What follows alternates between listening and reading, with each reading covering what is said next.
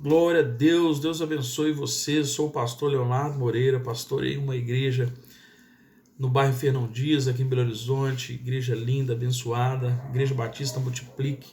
E eu quero passar aqui para compartilhar com você rapidamente um texto da palavra do Senhor que tem nos abençoado nesses dias, que é algo que tem me impactado.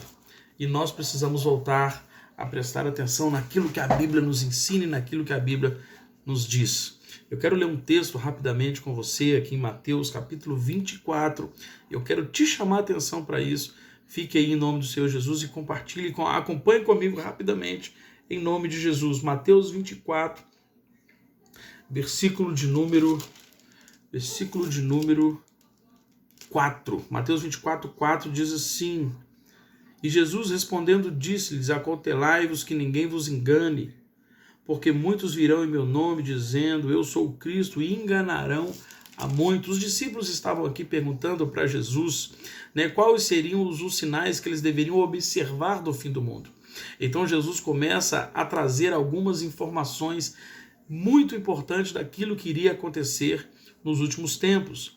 Nós estamos vivendo no século XXI, a igreja moderna, a igreja secular, a igreja do século XXI, ela tem talvez se perdido em alguns aspectos da palavra de Deus. Mateus 25 fala das 10 virgens e vai falar que 5 eram nécias e 5 eram prudentes. Todas eram noivas, todas elas estavam caracterizadas como noivas, só que 5 deixaram faltar lâmpadas, 5 deixaram o azeite acabar, e à meia-noite houve-se um sinal: lá vem o noivo.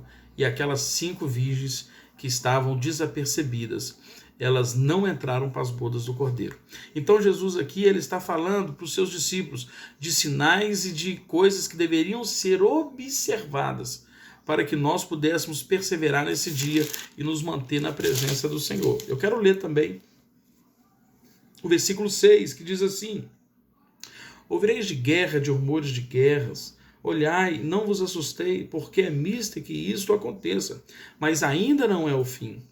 Porque se levantará nação contra nação, reino contra reino, haverá fome, pestes, terremotos em vários lugares. Mas todas essas coisas são o princípio das dores. A igreja tem que ser treinada, a igreja tem que ser preparada, o cristão ele tem que ser preparado, porque o evangelho não é um evangelho de coisas superficiais. O evangelho te traz para viver realidades que talvez vão te fazer tomar decisões e fazer escolhas que não vão ser agradáveis. Você precisa ser treinado para defender a sua fé. Nesses dias, você precisa ser treinado para defender a sua fé. E isso pode te levar a dias de dores, a dias de aflição. O versículo abaixo diz assim: Mas todas essas coisas são o princípio das dores. Então vos hão de entregar para serdes atormentados e matar-vos-ão. Sereis odiados de todas as gentes por causa do meu nome. Dores, Jesus está falando de aflições. Os sinais que nós deveríamos observar são de dores e de aflições por aquilo que ainda iria acontecer. Ele está dizendo aqui: nesse tempo muitos serão escandalizados e trair-se-ão uns aos outros. E uns aos outros se aborrecerão, surgirão muitos falsos profetas e enganarão a muitos.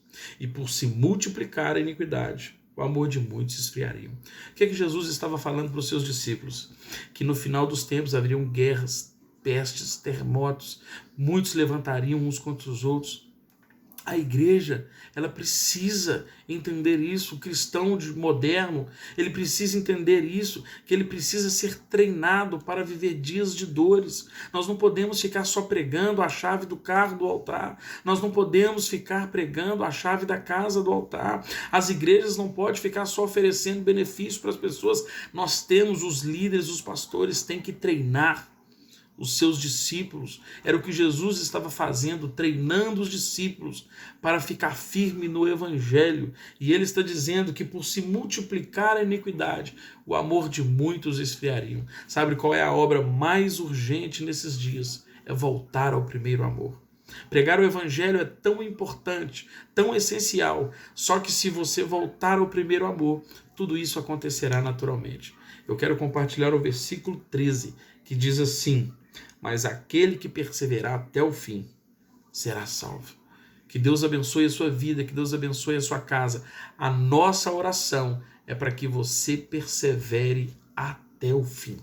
Perseverar até o fim é você continuar insistente mesmo quando as coisas não estiverem favoráveis a você. Perseverar até o fim é você estar remando mesmo quando o vento se levanta contrário. Perseverar até o fim é você fazer escolhas que vão às vezes te afastar de pessoas, de amizade, de relacionamentos, mas vai te aproximar do Senhor. Perseverar até o fim é você manter a sua fé firme e inabalável e você não trocar a sua vida em Cristo por qualquer outra coisa que puder te trazer momentos de prazer.